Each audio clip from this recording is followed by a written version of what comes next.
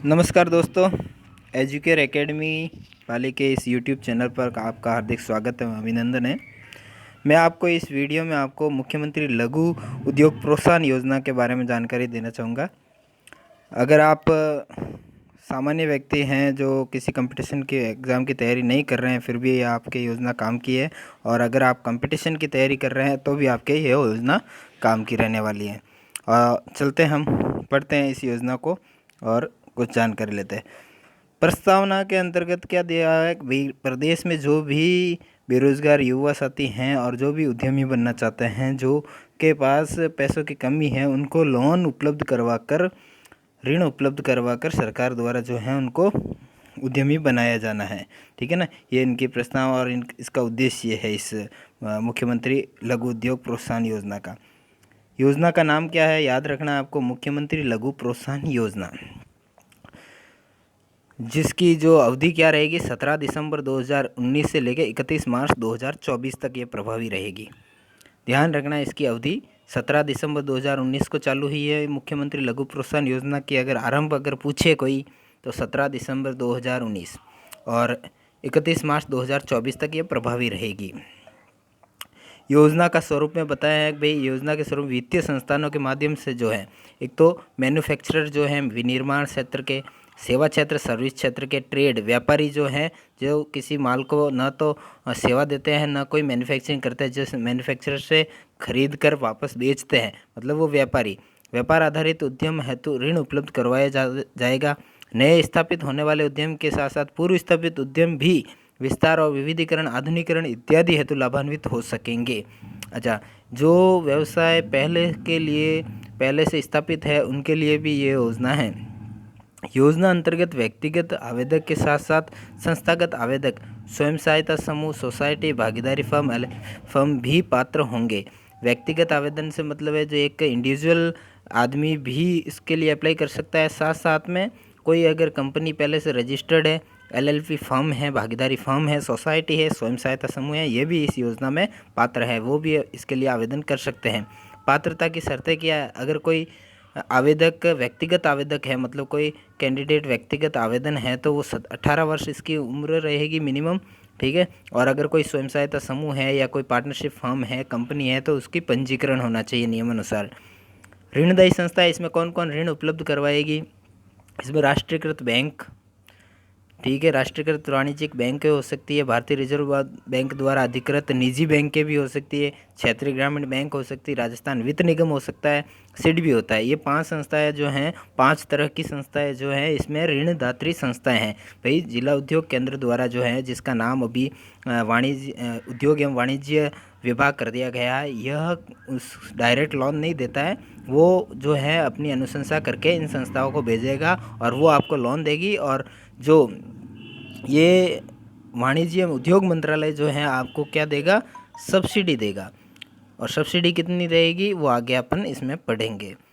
योजना के क्रियान्वयन एजेंसी कौन सी है, तो क्रियान्वयन की एजेंसी जिला स्तर पर जिला उद्योग केंद्र रहेंगे इसके। ठीक है, और ऋण सीमा, ब्याज अनुदान की दर क्या रहेगी, और कोलेट्रल सिक्योरिटी, मतलब जो आप इसमें क्या है भाई, ये जो ऋण मिल रहे हैं ये बिना किसी सिक्योरिटी के मिल रहे हैं, तो इसकी जो गारंटी कौन देगा, इसकी गारंटी क्या नियम रहेंगे। वैसे गारंटी लगेगी नहीं, लेकिन सरकार इसकी गारंटी लेती है। ठीक है ना, तो आपसे किसी प्रकार की गारंटी नहीं ली जाती इसमें। इस योजना अंतर्गत वित्तीय संस्थाओं द्वारा विनिर्माण, सेवा एवं व्यापार आधारित उद्यम की स्थापना, विस्तार, विविधीकरण, आधुनिकीकरण के उद्देश्य हेतु भूमि, संयंत्र, मशीन, वर्कशेड, भवन, फर्नीचर, उपकरण, कच्चे माल इत्यादि के लिए अधिकतम 10 करोड़ रुपए तक का ऋण उपलब्ध करवाया जाएगा। प्रोजेक्ट रिपोर्ट में भूमि प्रोजेक्ट का भाग होने पर भूमि हेतु कुल ऋण राशि का अधिकतम 25% ऋण ब्याज अनुदान हेतु पात्र होगा।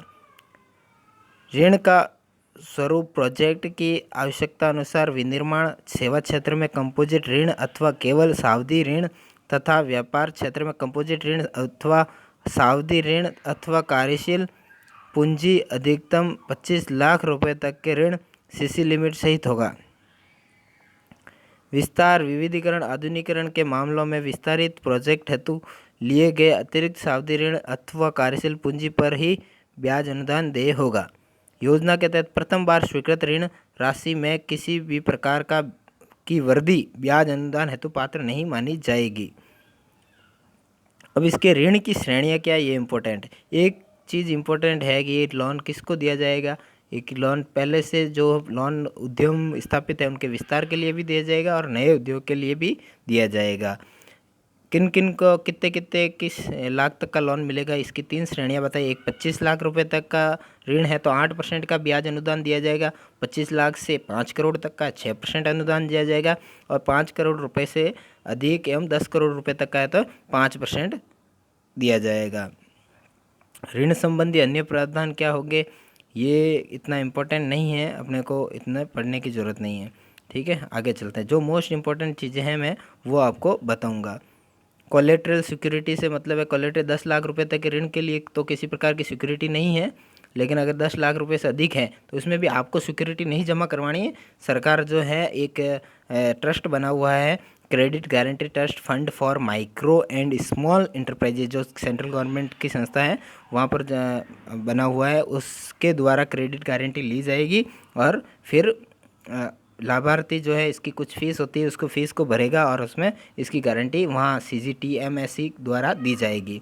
इसलिए 10 लाख रुपए तक तो किसी प्रकार की गारंटी नहीं लगेगी और न ही राज्य सरकार आगे भेजेगी। लेकिन 10 लाख से अधिक के ऋण के लिए क्या होगा, ये जो है सेंट्रल गवर्नमेंट द्वारा स्थापित संस्था जो है credit guarantee trust fund for micro and small enterprises, उसके द्वारा गारंटी प्रदान की जाएगी। ऋण अवधि क्या होगी भाई, 5 वर्ष इसकी ऋण अवधि है, ये याद रखने योग्य बात है आपके। आवेदन की प्रक्रिया क्या है भाई, ये आवेदन ऑनलाइन होता है, SSO के माध्यम से होता है, ठीक है ना, वो याद रखना आपको। ये ऑनलाइन आवेदन प्रक्रिया क्या है, ऑनलाइन SSO के माध्यम से जिला उद्योग केंद्र में जमा करवाया जाता है ये। उसके बाद में जो आपकी इम्पोर्टेंट चीज़ हैं इसमें अपात्र व्यक्ति कौन होंगे, ये इम्पोर्टेंट चीज़ है।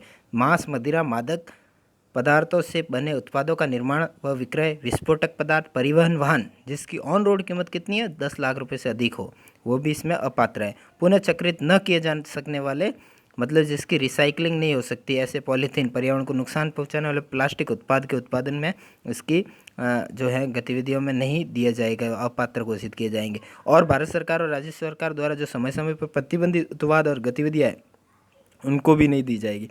और कृषि एवं संबंध गतिविधियाँ जिसमें पशुपालन, पक्षी पालन, मत्स्य पालन सहित जो है कृषि एवं संबंध गतिविधियाँ उनको भी इस लोन के लिए अपात्र माना गया है। अपात्र चीज़ें याद रखें, आपके अगर कंपटीशन एग्ज़ाम की दृष्टि से ये इम्पोर्टेंट चीज़ है। अपात्र लोगों की लोग कौन कौन है इसमें, ये याद रखने योग्य बात है आपके लिए। अन्य विविध बिंदु पढ़ने की आवश्यकता नहीं है आपको, लगभग जो है आपको आपके लिए मैंने जो इम्पोर्टेंट चीज़ें वो पढ़ा दी है। ये योजना क्रियान्वयन की मार्गदर्शिका है जो है जिला उद्योग केंद्र के लिए है भाई कि वो किस तरीके से ऋण की स्वीकृति करेगी। कुछ नहीं, 10 लाख रुपए तक के जो लोन है उसमें तो महाप्रबंधक द्वारा प्राधिकृत जो अधिकारी है, जो जिला उद्योग केंद्र में महाप्रबंधक बैठते हैं उनके द्वारा जो भी अधिकारी को अपॉइंट किया वो स्क्रूटिनी करके स्वयं ही अभिशंसा कर सकता है। अगर 10 लाख से ज़्यादा का लोन है तो उसके लिए जिला उद्योग केंद्र में ही क्या बनेगी, एक कमेटी बनेगी।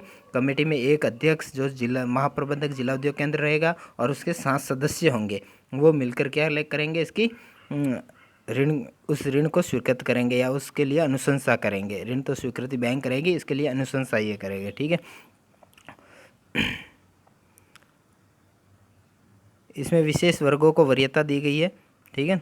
और कौन किन वर्गों को वरीयता दी गई, ऐसे संस्थागत आवेदक जो दीर्घकाल से सफल स्वयं सहायता समूह के रूप में कार्यरत है अथवा वे उत्पादन के एक स्तर कौशल को प्राप्त कर चुके हैं अथवा समूह में के रूप में व्यावसायिक आर्थिक गतिविधि चलाना या व्यवस्था करना चाहते हैं। ऐसे आवेदक जो राज्य के द्वारा मान्यता प्राप्त संस्थान से किसी कौशल में प्रशिक्षित है और प्रस्तावित कार्य क्षेत्र में पुरस्कृत है। ऐसे आवेदक जो पूर्व में वित्तीय संस्थान को अच्छे ऋणी हो, जिन्होंने वित्तीय संस्थान के नियमों के तहत समयबद्ध रूप में ऋण चुकाया हो। ऐसे आवेदक जो दिव्यांग की श्रेणी में आते हैं। ऐसे आवेदक जो वस्तुतः समाज के सबसे वंचित तबके के रूप में विद्यमान हो, जैसे स्ट्रीट वेंडर है, माइनिंग है, कंस्ट्रक्शन वर्कर है, घरेलू वर्कर है, असंगठित क्षेत्र के अन्य श्रमिक है, जिन्हें चिन्हित करने के लिए अलग से नीति दिशा से बनाए जा सकते हैं।